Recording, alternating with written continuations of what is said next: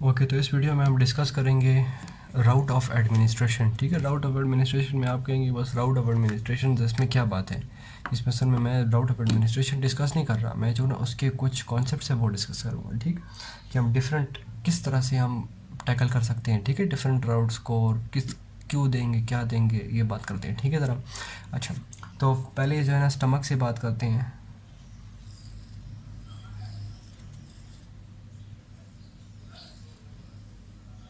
थोड़ी सी बड़ी बना देते हैं इंटेस्टाइन। अच्छा, यहाँ पे ये हो गया, इंटेस्टाइन भी साथ हो गया। ठीक, अच्छा, यहाँ पे देखिए कुछ ड्रग्स होती है ना, एक कॉन्सेप्ट है acid labile and acid stable. क्या मतलब कि हमारा जो है ना गैस्ट्रिक में ये एसिड है, तो अगर कोई ड्रग एसिड लेबाइल है तो वो इधर अगर जाएगी वो जाके डिस्ट्रॉय हो जाएगी। ठीक है, जब डिस्ट्रॉय हो गई वो एब्जॉर्ब नहीं होगी। ठीक, तो अब इस एसिड लेबाइल को, और फिर एसिड स्टेबल क्या होता है, एसिड स्टेबल अगर हम एडमिनिस्टर करें वो यहाँ पे नहीं हुई अपनी, अगर यहाँ से एब्जॉर्ब होनी तो यहाँ से एब्जॉर्ब हो जाएगी, नहीं है तो इंटेस्टाइन में जाके यहाँ से एब्जॉर्ब हो जाएगी।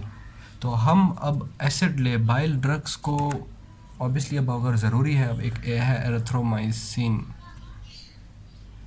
वो क्या है, वो एसिड लेबाइल है, वो जाके स्टमक में डिस्ट्रॉय हो जाती है।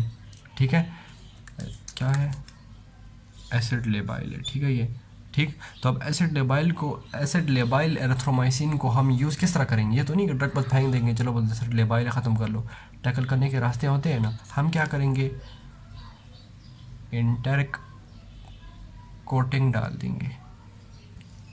इंटेरिक कोटिंग क्या मतलब कि वो जो है ना, अब ये एरिथ्रोमाइसिन है उसके बाहर क्या इंटेरिक कोटिंग है। ठीक है, तो अब इंटेरिक कोटेड यहाँ पे डिज़ोल्व नहीं होंगी, अब यहाँ पे क्रॉस था ना, यहाँ पे बच जाएंगी। इनको एब्जॉर्ब किधर होना होता है, इंटेस्टाइन में, तो यहाँ से ये जाके इधर आ गई, यहाँ पे अब क्या होगी, वो कोटिंग टूट गई, एब्जॉर्ब हो गई, फंक्शनल हो गई ना ड्रग। तो इस तरह ही हम टैकल करेंगे डिफरेंट राउट्स को, ताकि हम अपनी ड्रग डिसाइड ड्रग यूज़ कर सकें। बेरिथ्रोमाइसिन अच्छी ड्रग है, उसको जो है ना यूज़ कर सकते हैं हम। ठीक है, क्यों, इंटेरिक कोटिंग की वजह से। अब यहाँ पे स्टमक की बात आई गई, यहाँ पे एक और बात करते हैं हम। कुछ ड्रग्स हैं जो कि स्टमक से एब्जॉर्ब होंगी,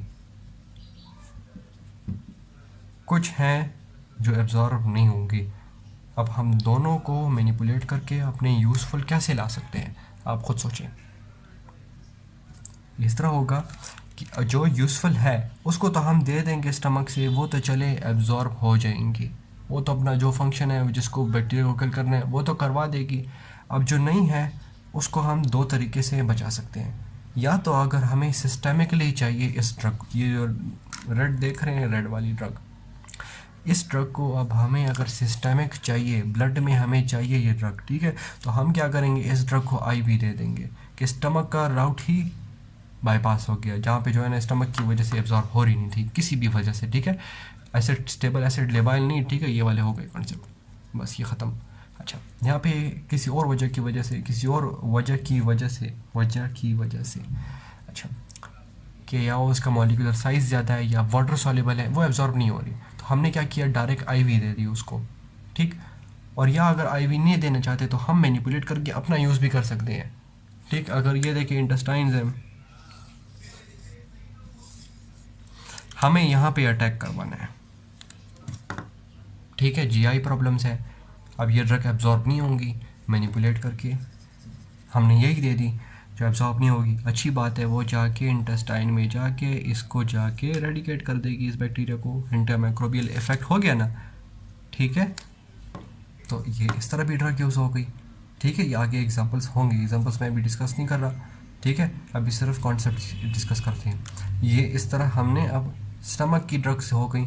अब इसके अलावा जो है ना आईवी राउट है, आईवी राउट तो हम बस आईवी राउट ही दे देंगे। कुछ ड्रग्स है जो कि एब्जॉर्ब नहीं हो रही, और आईवी वाली भी मैंने इस स्टमक में डिस्कस कर दी। ठीक है, उसके अलावा कुछ ड्रग्स हैं, ये अगर फ़र्ज़ करें ब्रेन है, ठीक है, ब्रेन में होगा ब्लड ब्रेन बैरियर। ओके, तब कुछ ड्रग्स होंगी जो कि ब्लड ब्रेन बैरियर को डायरेक्ट पास होके ब्रेन में आ गई, और ब्रेन में अगर कोई इन्फेक्शन हुआ तो हमने बाईपास कर दिया, मतलब वो जाके बाईपास, सॉरी कह रहा हूँ, ख़त्म करवा दिया उस बैक्टीरिया को, ठीक है, ये बैक्टीरिया इसको मार दिया, ये गए ब्लड ब्रेन बैरियर को पास कर दिया। अब और बैक्टीरियाज होते हैं, सॉरी एंटीबायोटिक्स होते हैं जो कि ब्लड ब्रेन बैरियर को क्रॉस नहीं कर सकते, ठीक। तो उनको हम किस तरह दे सकते हैं, या जो है ना इंट्राथीकली, ठीक है, डायरेक्ट स्पाइनल कॉर्ड में डाल देंगे, ठीक है, इंजेक्शन से, ठीक है। तो वो उससे तो चले पास हो गई, लेकिन कुछ ड्रग्स उससे भी नहीं दे सकते, तो फिर क्या होगा, अगर फ़र्ज़ करें ये यहाँ पे ब्रेन का इन्फेक्शन हुआ है जिसमें ब्लड ब्रेन बैरियर में रप्चू कर दिया है, ब्लड ब्रेन बैरियर क्या हो गया, इन्फ्लेमेशन की वजह से वो बैरियर क्या हो गया, बस बैरियर ना होने के बराबर हो गया, ठीक है, बाय इन्फ्लेमेशन।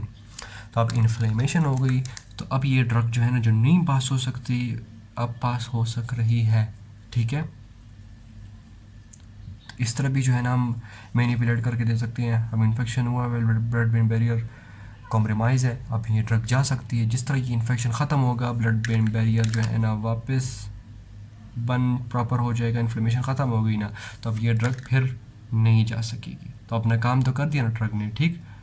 तो इस तरह ही जो है ना हम डिफरेंट डिफरेंट राउट से डिफरेंट जगहों से ड्रग दे सकते हैं, ठीक है। हर एक जगह को उसके मतलब डिफरेंट रीज़न की वजह से इस तरह ही मैनिपुलेट करके हम ड्रग दे सकते हैं, ठीक है। इसके अलावा आखिरी जो है, इस वाली जगह पे बहुत ज़्यादा कम ड्रग्स जाती हैं, ये है ब्लड टेस्टी बैरियर, ठीक है।